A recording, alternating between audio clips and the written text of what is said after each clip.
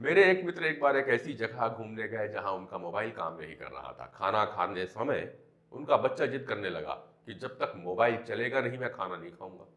पिता को पहली बार एहसास हुआ कि अनजाने में उन्होंने अपने बेटे का मोबाइल के साथ ये कैसा रिश्ता बना दिया है।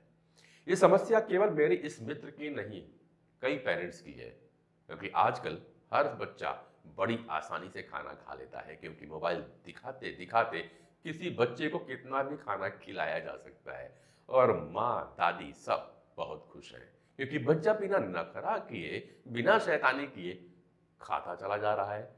अब आप कहेंगे कि बच्चा जब आसानी से खा रहा है तो इसमें गड़बड़ क्या है? अच्छे से तो खा रहा है, अच्छा खाएगा तो हेल्दी बनेगा, लेकिन एक गड़बड़ है।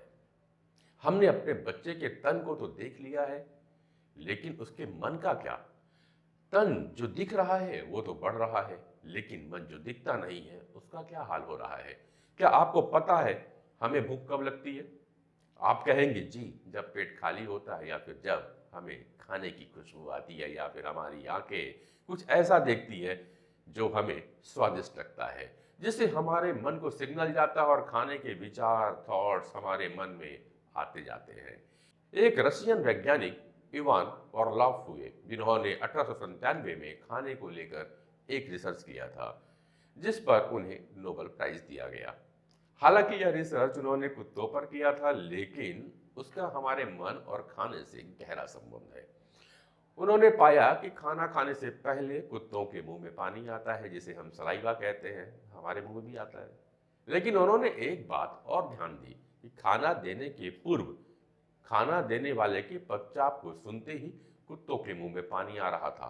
मतलब बिना खाना देखे ही कुत्तों को का मन सलाइवा बनाने लगा था। तब इवान और एक प्रयोग किए। उन्होंने एक घंटी ली और खाना देने के कुछ देर पूर्व वे घंटी बजाते। शुरू में तो कुछ नहीं हुआ, लेकिन कुछ दिन बाद मात्र घंटी की आवाज सुनते ही कुत्तों के मुंह में सलाइवा आने लगा।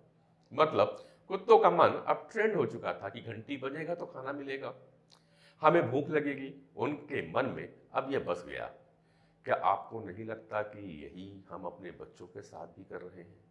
हम उन्हें मोबाइल दिखाकर, कार्टून दिखाकर खाना खिलाते हुए उनके मन को ट्रेन कर रहे हैं कि जब भी खाना खाना हो तो मोबाइल चाहिए, या मोबाइल देखते समय हमें कुछ खाना चाहिए, चाहे भूख लगी हो या ना लगी हो।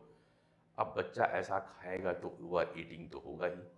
सोचिए, हमारा बच्चा बड़ा हो गया है, अब वह टीवी देख रहा है या मोबाइल पर काम कर रहा है, लैपटॉप उसके हाथ पे है, एक हाथ उसका चिप्स के आदि के पैकेट पे जाता है, वह स्क्रीन पर देखता रहता है और खाना खाते रहता है।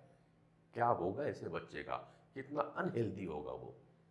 हम उसके मन को आज कैसा ट्रेन कर रहे हैं? उसको मोबाइल दिखाते हुए, खाना खिलाकर।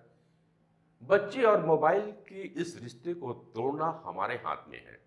इसे हम रोक सकते हैं।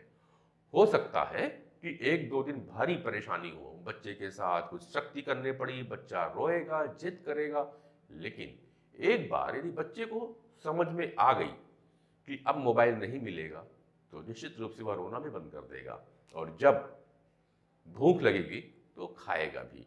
मेरा यह कतई मतलब नहीं है कि बच्चों को मोबाइल नहीं देना चाहिए, लेकिन मैं मानता हूं कि बच्चों को मोबाइल फोन के साथ खाना खिलाना बंद कर देना चाहिए।